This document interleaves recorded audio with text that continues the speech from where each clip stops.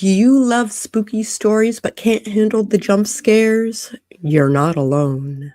In this episode of Sako and the Moon Horror Podcast, we talk with author and horror lover Nicole Ford Thomas about what makes horror fun, even for the scaredy cats among us.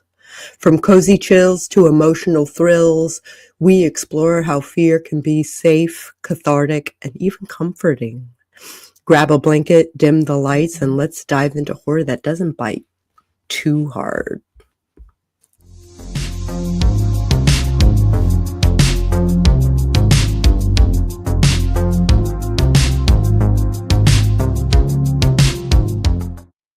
I still don't know if the music actually plays through. I don't know. We'll find out. Hey there, aspiring horror authors. It's another episode of Sako and the Moon, created by two self-published horror authors. Nicole Ford Thomas is a storyteller who's been writing since she could wield a crayon. She crafts both short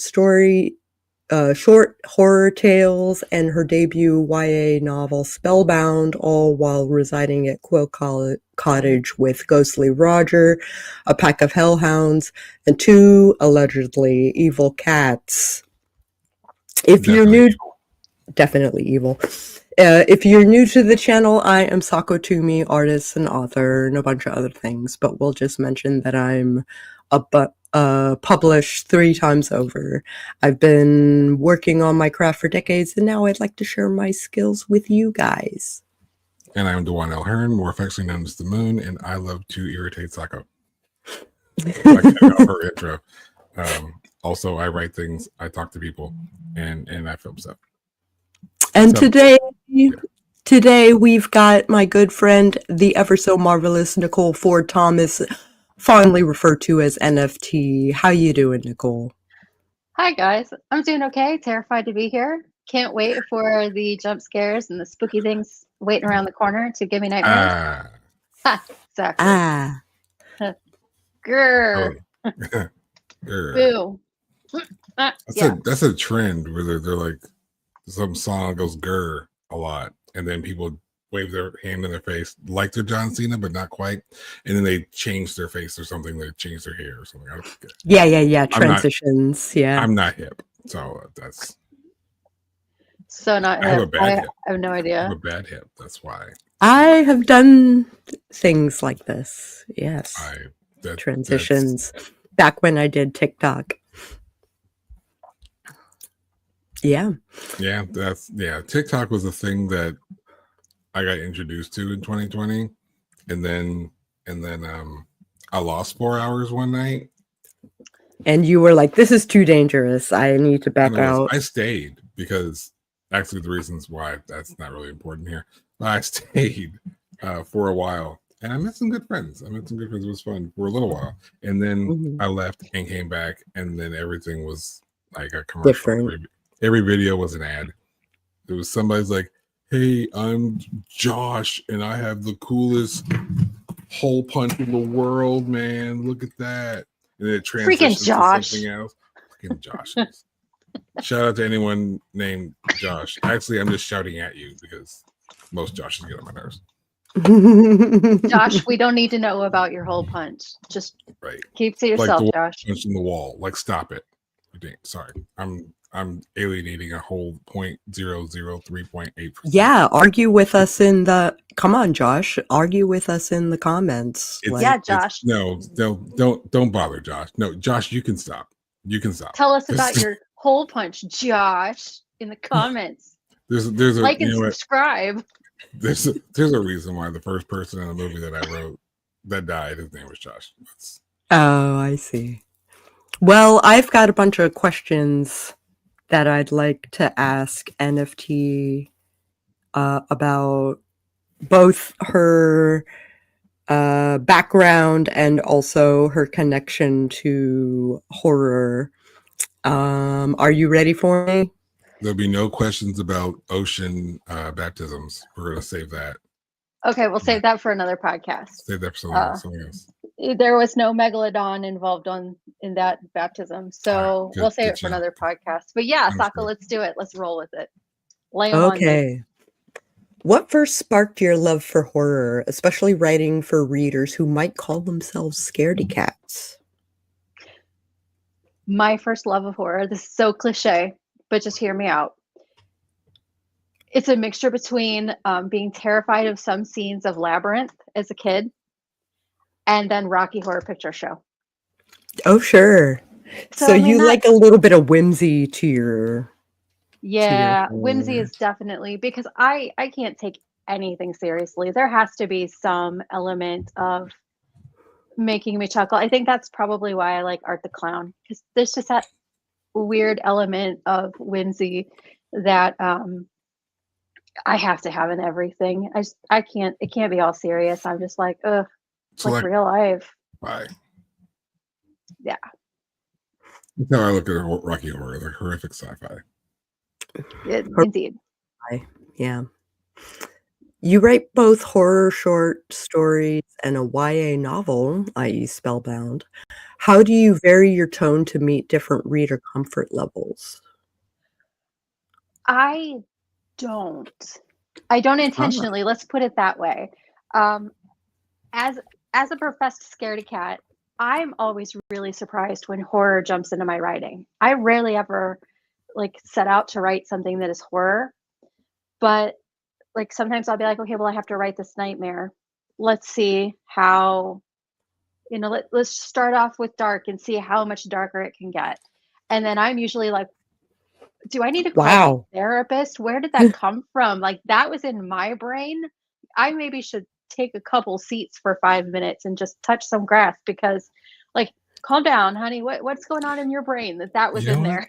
Sometimes horror is the therapy. Sometimes writing it is the therapy. I completely and maybe agree. that's the route you're subconsciously going. Probably. If I had to guess, I would say that's probably the case. It's just in there. I don't shy away from things that are dark and macabre. I love dark and macabre, but just things that are scary for the sake of being scary. Like one of my short stories involves a ghost child, and my husband is like, I can't read that. He read it once and was like, that is scary. I'm not touching it. It's a ghost kid being creepy. I'm not going near that. And I was just like, oh, it's scary. Living kids are scary enough. Like regular living kids are scary enough. Teenagers are terrifying. They are absolutely terrifying. I have one of so those. Terrifying. Your home at Quill Cottage includes the ghost Roger, some hellhounds, and evil cats. Do real life eeriness and pets ever influence your writing? Only in I think the way that it could most be traced back is that there is a town not far from here, about half an hour from here, in the Cuyahoga Valley National Park that is called Peninsula, and it has this gorgeous, amazing cemetery in it that I love to go into because the headstones are so interesting. So one of my favorite things to do is go in and look at the interesting headstones and like see like the families and the dates. And there's this one that is just so creepy, but I don't want to give anything away because it's in my novel. Is that Edward Blakesley is the fellow's name. That his headstone was just so weird that he just demanded to be a character in something. And I was like, yeah, we got to do that. So I love, like I said, I love like urban lore. Yeah, definitely. And I'm sure I could go to like the city's historical place and be like, hey, tell me about this guy. Why does his headstone look like that? And I'm sure they would have some kind of answer, but it would probably be very boring compared to what my brain came up with. So I went ahead and just stuck him in a novel, and we gave him his own story. That's so cool. I mean, it's Ohio. That happens a lot. It happens a lot. Ohio is so creepy. I think it's so creepy. Highly underrated for its creep factor. Yeah. Fair. I mean, I'm always terrified going through Ohio. Maybe for different reasons. But yeah, as I say, I think maybe If you could just like skip all of the rest of Ohio and just get to my corner, if you just get up to Northeast Ohio, I think you'd be fine. But you got to go through all that corn to get here. And corn is what bothers me. It's like I don't mind eating corn, like I have a. But getting lost in corn, Yeah. Fuck that noise. But I'm talking about like I have this thing where I've always said to myself, if I ever go past a cornfield and I see a kid running out of it, it is my obligation to society to take care of that child. Take care of that child to where that child does not become a problem. I forgot about YouTube. I might have to be careful about what I say. There's no reason children should be in corn. There's no reason. No, there is not. Keep children out of the corn. Keep your kids out of the corn. Bad things have happened. There's a whole movie about it. Actually, there's several movies about it. Only the first one really matters. But cornfields, they bother me. Mm-hmm. It's because of creepy kids. Stephen King. As someone who shares creative process content on AuthorTube, well, you used to anyway, how do you gently ease more squeamish followers into the horror genre? I don't know how to do that. Because I myself am so I'm just like read it with one eye, like just like read it like this, maybe. I don't know.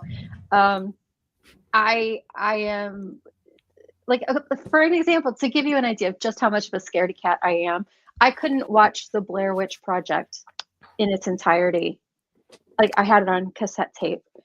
I fast forwarded to the end and then watched it backwards. 5 minutes at a time. Like I would watch a little bit and then I'd rewind 10 minutes and then watch 5 minutes and rewind 10 minutes and watch 5 minutes. And that's how I got through the Blair Witch Project of all movies. And too spooky for me. So in regards to like helping others who are afraid like me, I don't know how to help anybody else. I can't even help myself. It's interesting that you say that in this conversation, because Blair Witch Project in 2025 it's like a B movie at best. But when Blair Witch Project came out in 99 or whatever, about 99, that was the granddaddy of found footage. Found film. Yeah. We didn't have those kinds of movies prior to Blair Witch, and more accurately, because you can kind of talk about like Cannibal Holocaust. It was kind of found footage, but not really. But when it comes to Blair Witch Project, it was portrayed as real. And I know a lot of people get through horror because they recognize that they can pause it, they can stop it, they can turn it off whenever they want to, and the world is fine. Is that part of why? Is there like some kind of connection there between like what you find scary? Like, is it too real sometimes? Or can the whimsical stuff, like, do you feel safe in how fantasy the whimsical stuff in horror can sometimes be?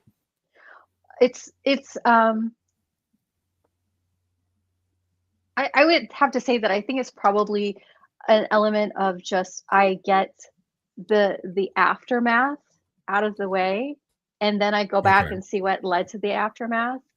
But when it comes to like the whimsy, like you guys anytime that we've ever been chatting and you guys are like, oh, we just watched this movie, it's so great. I always ask one question, like the exact same question every single time. Does anybody throw up in it? Always ask. Because that's the one thing I cannot handle. I have emetophobia. I cannot handle anybody chucking in a movie because it's too real. And that's the thing for me. Even if it's like just completely not even remotely realistic, it's something we've all dealt with. So like I can't separate the reality from the silliness of it when they try to make it a little less, you know, like in not that this was a horror movie, but in what was it called? Team America, the puppet movie with the Trey Parker and Matt Stone made. Thunderbirds? Was that it? No, that Trey America. Parker. Team America. Yeah. I thought Yeah, there was like a subtitle to it. I can't remember what yeah. the subtitle was. America's Force. I don't remember. World Police. I think it was World Police. But there's a scene where one of the puppets is chucking, and it's hilarious because he's like levitating as he's like, because he's a puppet.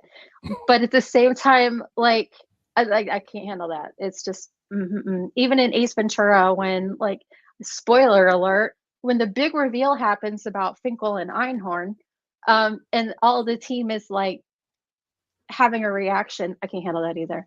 So when it comes to horror movies, like I think it's a little bit of both. Like I need to have that let me get the scary part out of the way, and then I can go back and have the suspense of what led up to it.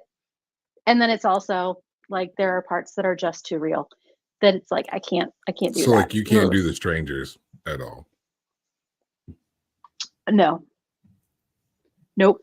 Or Drag Me to Hell. Drag Me to Hell's different. The thing that got me about The Strangers Not really. was that the thing about The Strangers, like there's no effects in The Strangers. There's no like CGI special effects. Like those events can happen to a real person just like that. Like in I'll say like in my house, the events of The Strangers could very easily happen just like that at my house without any supernatural nothing or other going on. There doesn't have to be any cursed buttons or denied bank loans for this to take place. Fake things, because now you can get in by with interest rates. Different podcast. But yeah, like that. I think sometimes when horror movies done very well and it's done very real, it can be too real to those who don't just thrive for it. So how do you keep that separation in your own writing? Like how do you make it whimsical enough that you are okay with it? Or do you revisit your own work? I do revisit my own work, and I don't think, because I've actually written scenes where somebody throws up. Like you would think that like that would bother me because I have to write it and then I have to edit it 80 times. If for some reason it just doesn't bother me in my own writing, but if I am like viewing it in terms of, I guess maybe it's a matter of control. If we put it that way, maybe it's just a matter of control, that when I'm writing, I'm in control of what's happening for the most part, kind of. But like when it comes to a movie or reading someone else's writing, I don't have like the ability to know, okay, this next part is a part you should be watching from between your fingers. It just kind of gets sprung on you. I think part of it too is we're all roughly the same age. I think that we all probably went through the same advent of the corner of the internet that was rotten.com. And I've seen a lot of things that I never should have seen. Like no human should ever have to witness some of the things that those of us in that age group had access to unsupervised. I remember that there was, in the little village that I grew up in, there was there was a pizza shop that was also a video store. So if you ordered food and had them bring food to you, they'd also, if they had the movie on the shelf, they grabbed the movie and bring that with it. Yeah. And I remember that one time we got, it was, I mean, yes, but you're about to get the double-edged sword of it. We had a couple of those. We were like 8, 10 years old, something like that, called and ordered food and had them bring Faces of Death. And having no clue who was on the other line, who was ordering the food, they did. So I've seen lots of things that I never should have seen. And I think that's a huge contribution. Especially at that age. I'm surprised they had it on the shelf, to be honest with you. I'm more shocked that they had it. Because usually those places are like generally family friendly. So even the horror movies would be like Frighteners level. Frighteners or like Frankie or like Oculus. Just something like Freddy Krueger or something like that. Like I wouldn't expect there to be like them grabbing a movie behind the curtain, if you know what I mean, to Yes. deliver to anybody.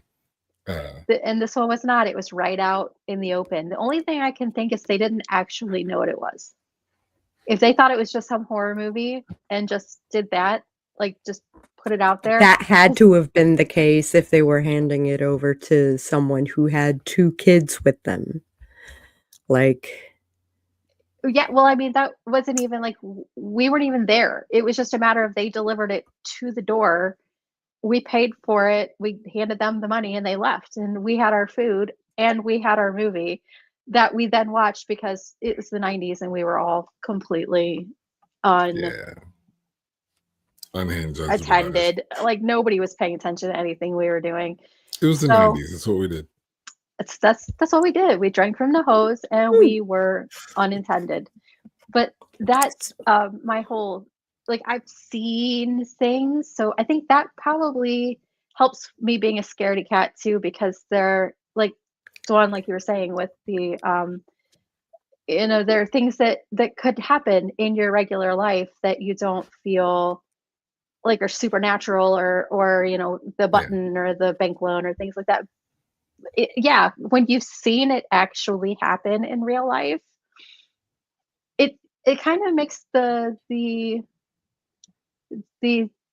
theatrical version of it hit a little too close to home, because now you're not just seeing the ketchup mixed with maple syrup that they're using for blood. Now you're seeing, like, in your brain, the things you shouldn't have seen, aftermath of a train wreck and things like that. And no, so I think there's an element of it too. It's just, sometimes things are just too real. If you've been traumatized and maybe don't realize you've been traumatized because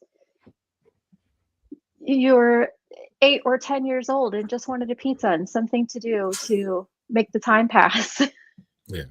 This is why, like, despite some people are pushing back against trigger warnings in horror. I'm all for it. I would hate for someone to pick up something I write or something I'm associated with and not know what to do, and then now you've triggered a whole cascade of reactions and responses.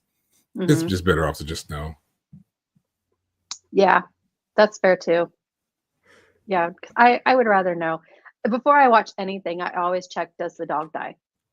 Yeah, does the dog die.com. Yeah, I know there was a site. I was going to ask you about that next. I was going, like, what was the name of that site where people can check for trigger warnings and such like that, just so people know. The problem is, if it's something that's like just come out, you have to wait until more people have seen it and then report back to know. Because at first it'll just look like it says, no, this doesn't happen. Whatever the trigger is, it'll say, no, this didn't happen. But it could have easily happened and just nobody flagged it. So you have to wait a while. I don't get to see any of the scary movies like in a timely fashion because I always wait to find out, does anybody throw up in it? Sometimes it be like that sometimes. It do. Cool. What's the next question, Sako? For readers who love suspense but can't handle gore or jump scares, what techniques do you use to build tension without overwhelming them? I don't know. I don't think that I do. If that makes any sense. I don't know. Okay, so you push the envelope as far as it needs to go for the scene, and I kind of just drop them in. Like, is that mean of me? Like, I don't know. Maybe that's evil, but like I wait until it's relevant, and then I am like, let me just pull this rug right out from underneath of you, because as writers, that's what we're all trying to do. Whether it's romance or satire or anything, you're always waiting for that twist, that moment where you're just like, you think you know what's going on, let me just show you what you don't know. And any genre has that. So when it comes to horror, though, that's a very delicate balance between slowly building the tension and then like slowly easing into it. We're not frogs, if that makes any sense. Our brains don't work like amphibians, that we know when we're being boiled.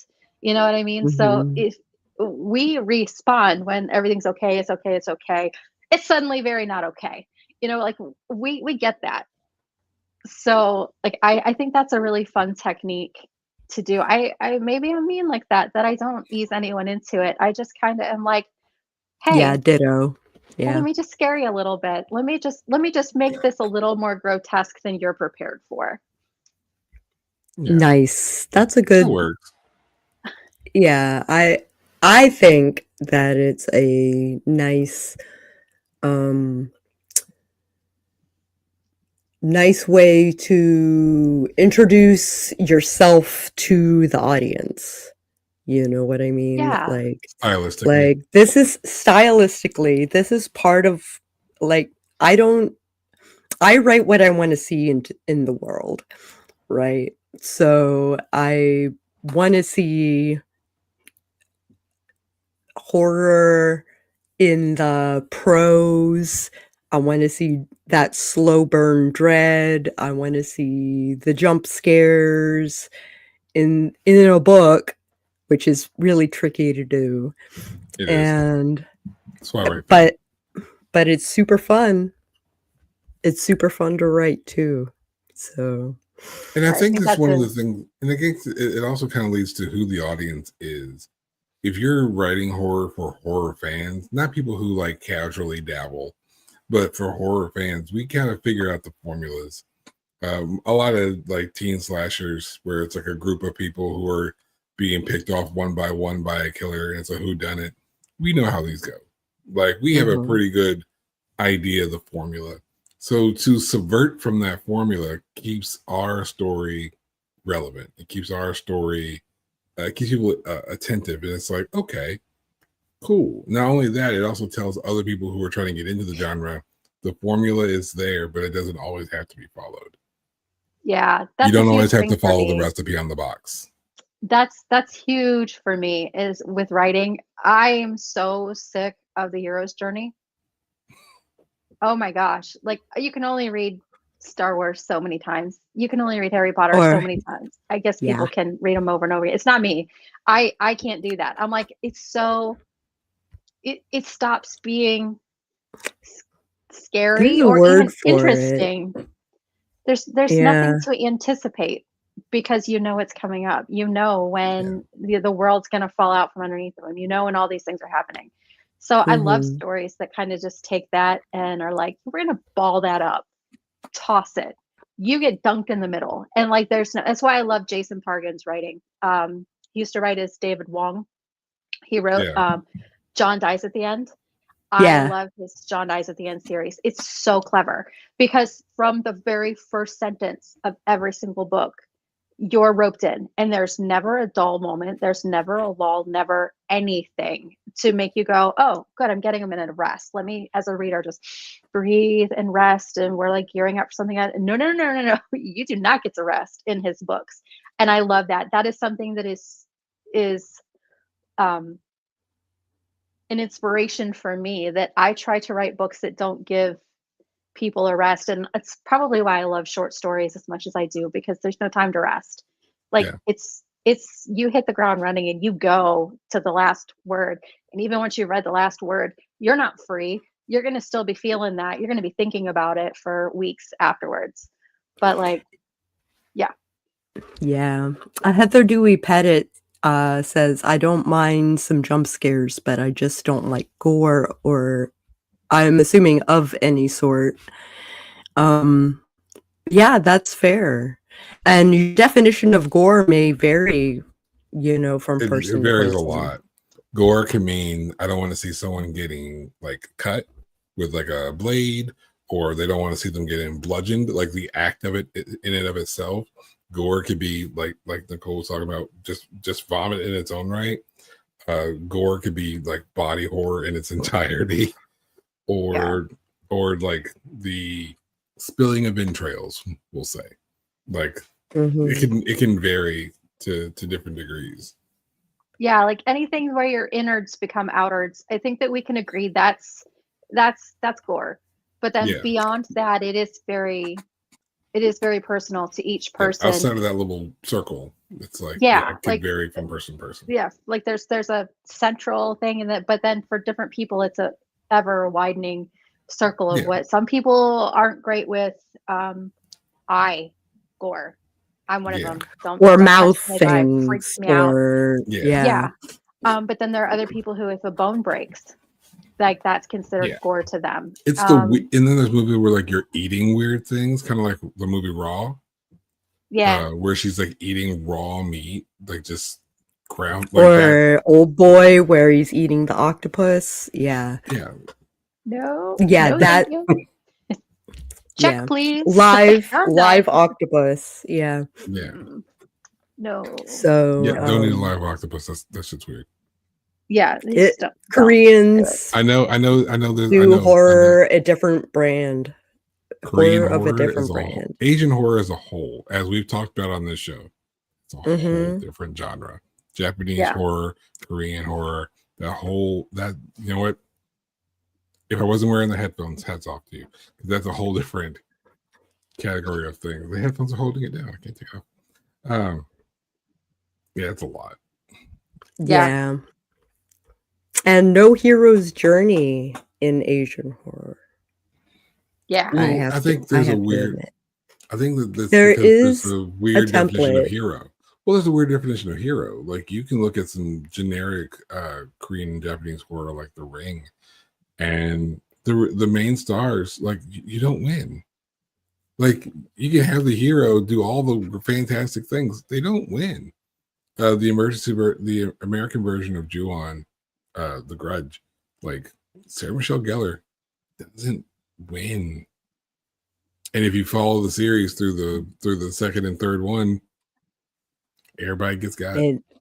Everybody gets got. Everybody gets got. So super spoiler, you can't break the curse. No matter what they do, no matter who they go to talk to, who they find, you can't break the curse. Kyoko's going to get your ass. One of Heather's favorite musicals is Sweeney Todd, the Barber of Seville. Yeah, I think so. The Mad Barber of Seville, the murderous Barber. There's some adjective before barber. And the Little Shop of Horrors. Yeah, that's just fun.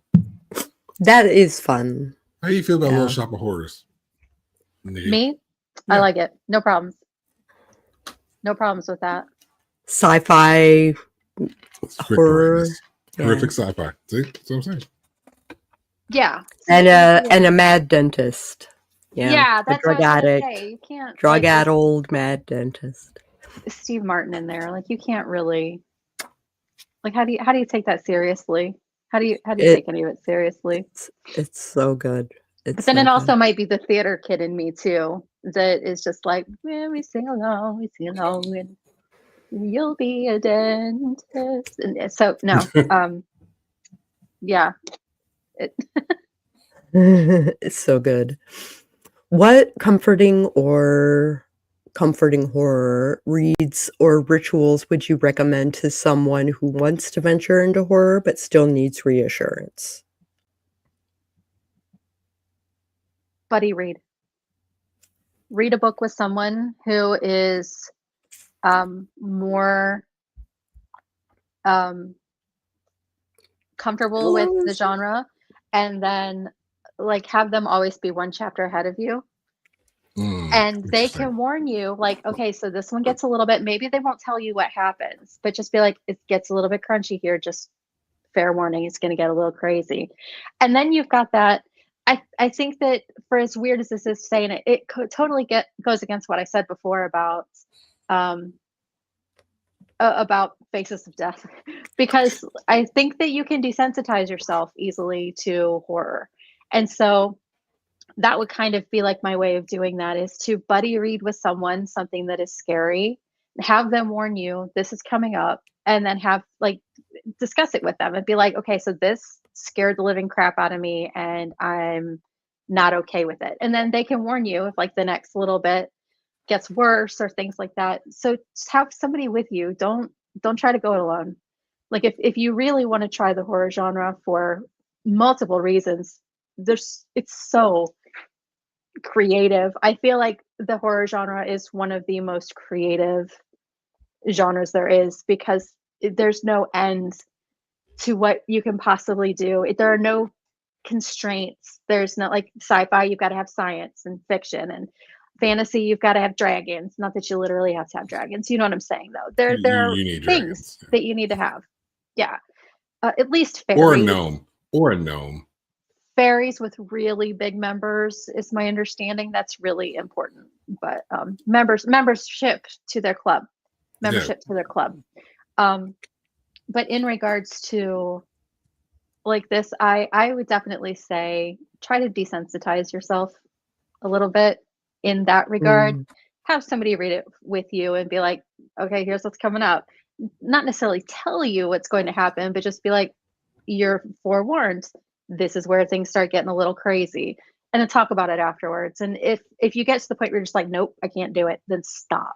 In our Bog Hag anthology, I purposefully arranged the submissions in the format for that very reason, to, as I said, you know, I've got the more graphic ones towards the end. So if, as you're reading, you come across a story that you feel uncomfortable, you start to feel you're uncomfortable, stop reading there, because everything past that's just going to get a little bit worse.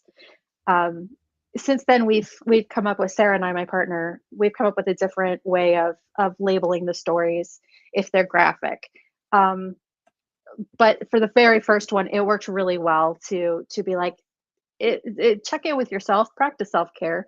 If you're uncomfortable at any point, probably stop there. So I think that would be the answer, Sako, to your question. Is I would suggest people just don't try to go it alone. I found it interesting charming. when you guys did that.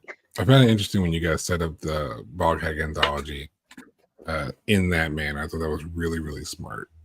Because, again, this could be working as a gateway. Anthologies are a great gateway into horror to get an idea of what you like, what you don't like, writing styles. You get all these different authors and their writing styles all together in one volume.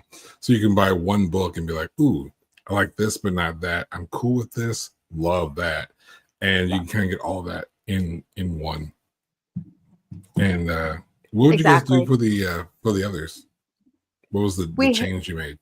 Up at the top, we just have, if it's graphic or something that probably should have had a specific trigger warning, we just put at the top graphic content warning. And it just gave people the opportunity to do that. We wanted to see how well it worked. It worked really well with Beltane, the second one we did, but that's because it wasn't so much a horror. Yeah. It was so much a genre that led to horror. Not genre, like a theme that led to horror, as much as the Bog Hag one did. And then the one we just did with Krampus is majority somebody's version of horror. So it didn't make any sense to put it in order there of graphicness. So both of them we put in the graphic content warning. But from here on out, we're probably just gonna wing it according to what the themes are. Yeah, Sarah mentions that Beltane was more about spice and language, and yeah. Because Beltane is a special holiday. It's those of us who know, we know what Beltane's about. We know. Mm-hmm.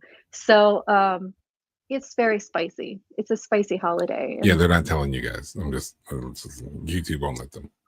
YouTube won't let us. Yeah, no. And absolutely, the music and campiness of both of those musicals distracts from the horror. The distraction in various subgenres is absolutely there for a reason. Then you remind the audience what's happening. Also, special holiday, eggplant. It's the eggplant holiday. It's the eggplant all about the holiday. Harvesting the eggplants. There we go. Bog Hag and Beltane, and Krampus is on its way. On its way. Halloween. It will be out Halloween Day. So excited. So excited. If you are interested in these, there will be links down in the description. Bog Hag, which I have a story in, which is in the description. Absolutely. And Beltane, which I did not write for, but it's still wonderful and fantastic. And you should, if you are into spicy things, then you should rock it out. Good. Rock out with your book out. So yes, of course, you've been doing pagan holiday themed anthologies like Bog Hag, Beltane, and Krampus. Is there anything more that you can tell us about those, or is it under wraps? I can tell you that there are 2 in the works right now that are going to be for next year. One is a super secret project that we are super secret, tight-lipped on, that until it is ready to release into the world, no one's going to know. Nice. Yes, so that one's, And we're that's excited when, about that one. and that's Super when you secret. come back. That's when I come back, and then I'll still And be you scared. reveal, and you tell the debut, the Everyone. secret reveal will be here, right? On Sako on the Moon. Exactly. Exclusively. Mm-hmm. And we have our before the posts, before Instagram, which you guys should find them on Instagram. We'll talk about that here in a minute. definitely. So yeah, before Instagram, you're gonna come back on Sako on the Moon, even if just for a moment, and you're gonna reveal the secret here, right? Absolutely, right. Of course. Yeah, even if I'm just in the chat, like I'll you guys get to know. You have dibs. You guys get to announce it first. Yeah. So the other that we're working on is back to, again, our typical format and the typical way that we do the anthologies, but that's going to be our 2026 project. And Sarah and I are still both elbow deep in writing our own novels, so we need to get some good space. So we're only going to be doing that one regular anthology next year, where we've been trying to get 2 in a year. Next year we're just going to have the one, and then the super secret project. Super secret project. Yeah, because we can't keep procrastinating. Let's be honest, the anthologies are our favorite way of procrastination. So we need to do our own work. Yeah. I mean, when you're tired of one project, to start another project. That's what we all do. That's why we all have like 10 projects. Shiny project syndrome. Yeah. Yes. And I'm so bad at that. Kyle, my husband, is like, stop saying yes. Stop saying yes. Stop saying, you don't learn to say every no. single thing that you want to do. Learn to say no. I have a back burner. I have a list of projects. I have to tell me no. Unfortunately, the moon also has scattered brain syndrome, so you get ideas for another project while you're working on a different project. Yeah. Oh, he's getting things. Uh-oh. That's a project. And that's a project. This is a project. That's a project. Oh no.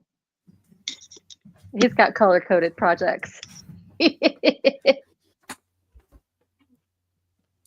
another. And another. Yeah. And another. Oh. You have about as many as I do, except I have a back burner. You guys. This is just a folder of ideas to work on. These are all future projects. Moon, what are you doing? And that has nothing to do with Sako on the Moon. That has nothing to do with Moon Equals Wrestling. That has nothing to do with like the Hallowed Hills projects. Like, oh my gosh. Oh, Sarah says scatterbrain syndrome. Yep, that's totally me. Legit. And the anthologies are so much fun. It is such a fun, like, to be on our side, you guys, it's so much fun. The things that we get to read, the things that we get to experience, the fun of putting these things together, screwing it up, and then like realizing we screwed it up and then having to go back and fix it. Sarah and I we work so hard to make sure that it stays fun, that we have fun through the chaos, because if we didn't, it would be a mess. We're like Statler and Waldorf, the two of us. That's the best part of running something like an anthology is you can be the commentary on the side. Exactly. And we do that because that is how we stay sane. But like it's flat out with like it's not the people necessarily that submit. It's not things like that. It's things like when we screw something up, we screw it up so big. Like we don't a little bit screw something up. We big screw it up and we're like, oh wow. We sure messed that one up. So you have to laugh it off because otherwise you're gonna just crumple. And we don't have time for that. I want to ask you about, because I want this information out there. Yeah. I want you to tell the story of how Bog Hag came to be. and once you tell the story, I'll go into why that's so important.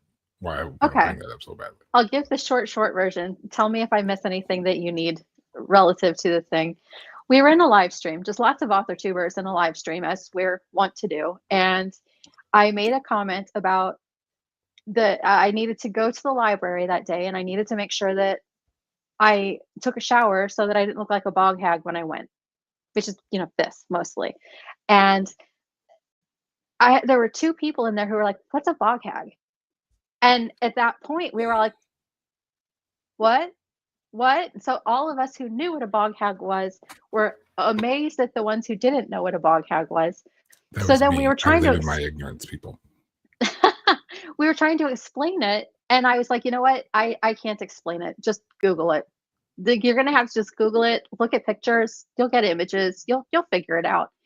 And then it just kind of morphed from there of this group of writers in one place where we were all just like talking about how to work a bog hag into a romance, how to put a bog hag into this and a that.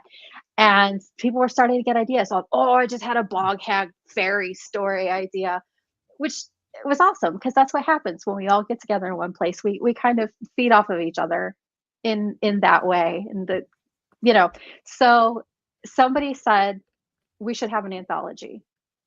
And I just remember being like, I can do that. I had no experience doing it. I had no idea what I was doing. Never done anything even remotely like it. And I was like, I don't know how to do it, but I'm going to figure it out. I'll figure this out. And so that was the birth of the Bog Hag Anthology. And it was open to all author tubers. I never in my wildest dreams expected that it would be as big as it was, to where we would end up anthologies later having an actual like business, like where we're operating, Sarah and I are operating underneath of a name and an umbrella and email accounts and social media accounts and stuff. It just started off being a silly thing to do with friends and has grown into this beast that is so fun. And the reason why this is so important to talk about, because I always say this all the time on the show, I can't get away from the theme of this show. This theme of this show is for people who want to do the things, who don't know how to do the things, so we show them how to do the things. Why? Because at some point in time, we didn't know how to do the things. Exactly. And so we figured it out. This show exists very similarly because two people were just having a random conversation. The conversation was good. And we're like, you know what? We should just do a show where we talk to each other about stuff. Yeah. And that was the birth of Sako and the Moon. I don't know if you can guess which two people had that conversation. It's in the name. But Bog Hag is a prime example. This is why this is a very insignificant book. This is a prime example of what happens when people who want to do. If you are out there and you want to do a thing, there are ways to find out how to do the thing. And this is real. This is a physical book with real people that we know and love who are participating in this book. Not myself. Because I was one of the people who had no clue what the Bog Hag was. But this is a prime example of how if you want to, go out there as an author and be published, this is published. When Sako talks about being published in an anthology, hi, meet the anthology. This is the one. It's she's published 4 times, 3 novels and an anthology. That's the anthology. that's a great way to get, if you've never been published before. Anthologies are great ways to do that. You can talk to people and figure out how to get into anthologies. We go to Imaginarium. They hold a Marathonarium or whatever they call it. It's a big weird name. And they do an anthology every year. And that's a great place for well-established published authors and newbies who ain't never done nothing. Can just go in, sit down, do a thing, and have someone work with them, have someone help them with their editing, their developmental, and get their work out there for the first time. And it's a beautiful thing that you guys all, to the both of you and to everyone else involved, this was a beautiful project. I'm glad I was there when the idea sparked, and it turned into a very real thing. And this is a prime example of how those who want to do can very easily do. And all you have to do is do the things, as we say here on the show. I'll be honest with you. I somehow give off this impression like I know what I'm doing and that I'm knowledgeable and that I'm some kind of well, you also have the internet at your disposal, right? I have is I was out one day at the mall and they were having a sale at the Audacity store and I stocked up. So I have a whole lot of Audacity to spare. And from all that Audacity, I've gotten to the point where just because I don't know how to do something is not a good reason to not do it. Like I need to, if I'm feeling like pulled, like, hey, I want to do that. That means I better learn really fast and I better learn on the fly. And exactly like Sako said, I got Google. I know people that I can say, hey, you know, how did this go for you? How did you like this? What would you suggest I do? There's no way I could have gotten this off the ground without my friends in the flip side. There's no way. I remember saying to you guys to be like, what am I doing? And you guys would be like, okay, calm down, breathe. You got this. Here's this.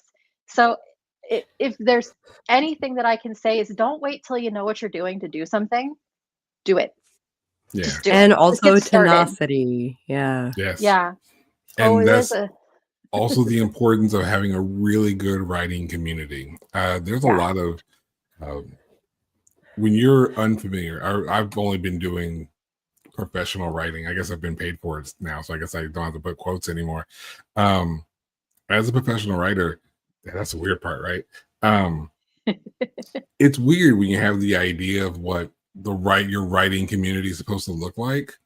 It can literally be a bunch of dumb friends sitting on Discord babbling about bog hags and bad hair and whatever bang else. bang demons. Sure. And bang bang demons. We got our bang bang demons. You should just write that one down. That was good. Just write that down. Lord. And or that could be your writing community. Just other people who have the same drive as you, or preferably more drive than you. Let's be honest. It's best to be around people who have more drive than you. Because those are the people I mean, you need look to at motivate this. you. I mean, this project, you know, like exactly. I love the way that Ren puts it. You've got to lift as you climb. Ren Melian, the way that she puts it, because I've always said it, you know, as you're going up, reach back and pull other people up with you, because you know there's somebody who's above you who's got their hand down, and you're going to grab it, and they're going to pull you up as they keep climbing.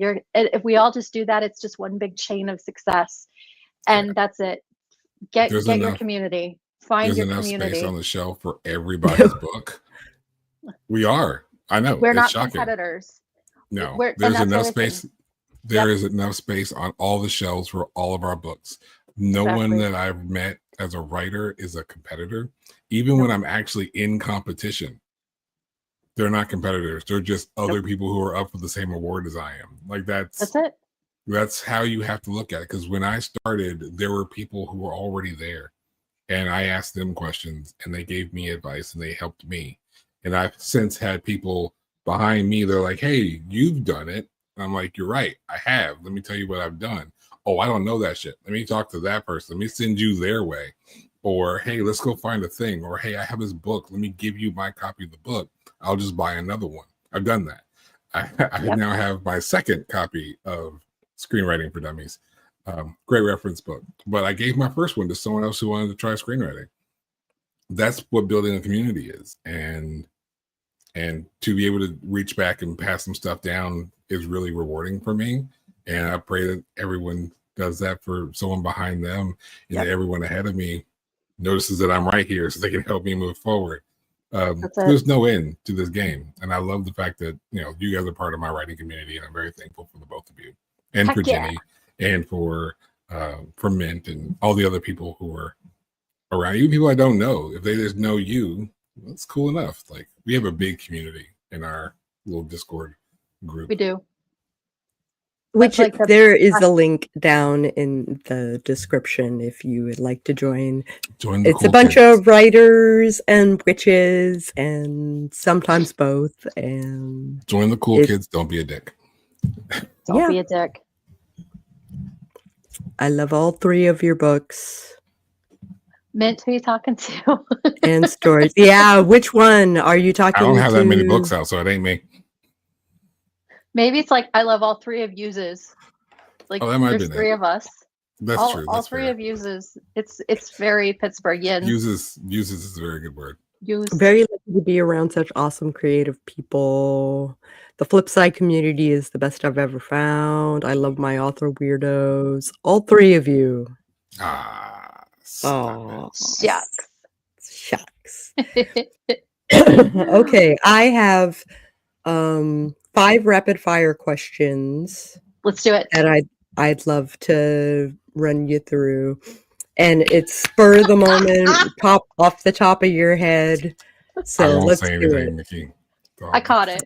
Okay. I caught it. Okay. All right. Like, you gonna buy me dinner first? Like, okay. I'll buy you dinner. How about that? Thank Sako, you. Thank Moon, you. and Sako. And Nicole said twice, sorry. Said Sako, okay. Exactly. That's exactly All right, it. rapid fire. Let's do this. Okay. Right, let's run Nicole through. Ghost roommates, dreamy or always terrifying? Dreamy. Favorite horror creature that gives you the chills in a good way? Art the clown. Midnight snack while writing, tea or cookies or something spooky themed? Pringles. It's a very Ohio answer of you. If hellhounds could talk, what would they say about your writing process? Stop spending so much time staring at the computer and rub my belly. Your fictional horror comfort blanket, what trope always soothes you? Like a haunted house with friendly ghosts? Haunted asylums. Haunted asylums are my favorite. Oh, wow. And I live really close to the Mansfield Reformatory, so. Oh, I gotcha. I live by Waverly. Yeah, exactly. So, a CTA for all you scaredy cats in the audience. What's your favorite spooky story that sends just the right kind of shiver without giving you nightmares? Drop your comfort spooky pics in the comments so we can all add to our just scary enough reading lists. Do you have like a go-to book or movie that you would suggest to a fellow scaredy cat? Frighteners. It's from like the 90s, but it's Michael J. Fox, and it's a ghost story, but it's surprisingly spooky. Like, you don't realize how spooky it gets by the end, that you're kind of like, whoa, wait, why is this scary? All of it's like, it's actually scary. Like, dude was just a wolf in the last one. Like, what's going on here? It's surprisingly, it's probably one of my favorite spooky, scary movies ever. Very cool. That sounds like a movie recommendation to me, Sako. What do you think? It's on Tubi, so let's. Well, if it's on Tubi, well then, damn it, let's go, because everything's on. Oh, we got some love for the Frighteners in the chat, so it's a sleeper. Yeah, it's a sleeper. Let's do it. That sounds like a movie we're going to review. What was it, like on Tuesday? Maybe Tuesday at 11 Eastern. Sounds good to me. How about you, Okay. Nicole? You think you can join us? I can try. It depends on how much I get done in my work, or if I feel like I want to keep procrastinating. We are a great place to stop working. It's only an hour, so And You're besides, my this favorite counts as place to working. procrastinate. This counts as working. It's just not working on that. There you go. Tubi. I got an email from Tubi and thought of you, Moon. Because I tell people that all over the place, every movie we've reviewed so far, I think this season has been on Tubi. And I'm like, Tubi needs to like reach out. Like, actually, I crept up on the former Bird app just so I could reach out to Tubi and see if they would respond. They didn't, but I was just double checking, just in case. Just in case. Because Tubi, I'll see if I can track them down. Tubi should absolutely work with us and just give us a check, just because, so we can do more reviews about movies on Tubi. Reviews on Tubi. Because they're all on Tubi, just like incidentally.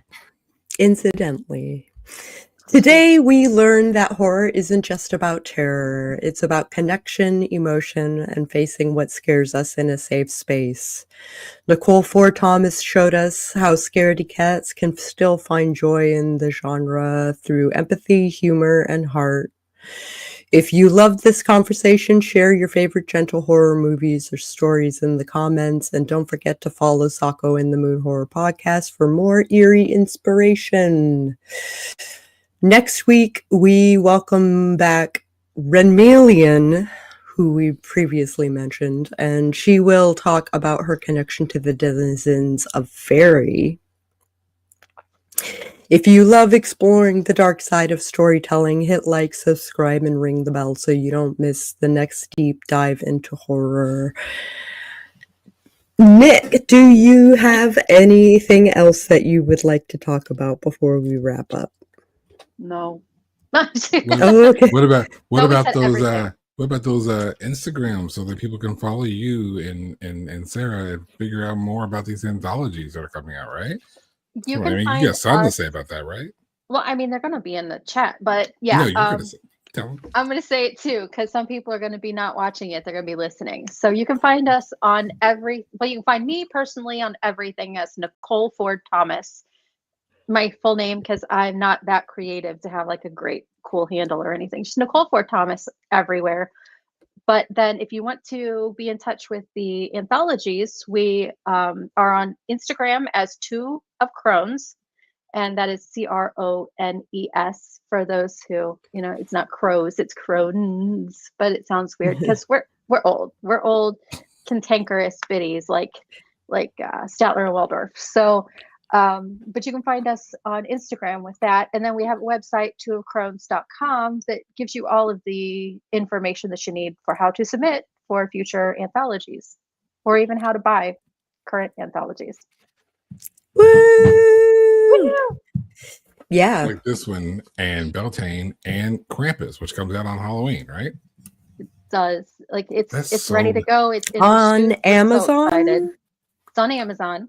And all proceeds from all of the anthologies, every anthology we have to this point, all goes to Quill Cottage Wildlife every dime. So nobody's making any money off of this except the little critters who are rolling around in gold bars. So, woo! That is awesome. This has been Sako and the Moon. Until next time, keep your light close and your monsters closer.